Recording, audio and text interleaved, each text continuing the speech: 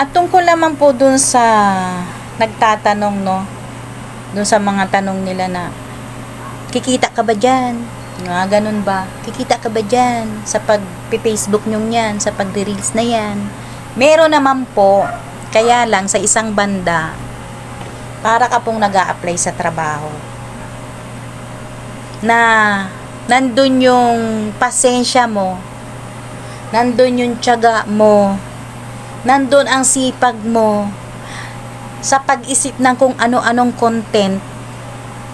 Ay so mag-antay lang po tayo kasi hindi naman po ura-uraga na kikita ka. Kasi yan po yung madalas ang tanong iba. Para bagang, yan ginagawa mong yan, kikita ka ba dyan? O yun, yun po yung madalas nilang maiinis ka dun sa maririnig mo. So ikaw na nangangarap, di po ba nangangarap tayo na magkaroon ng extra income? So, para lang din po tayo nag-a-apply ng kumpanya. Kung sila po may requirements at kung may ano-ano pang exam, tayo rin po meron dito, di po ba? Katulad po sa in-stream ads, 5K followers and 60K minutes. Hindi po madali in 60K minutes.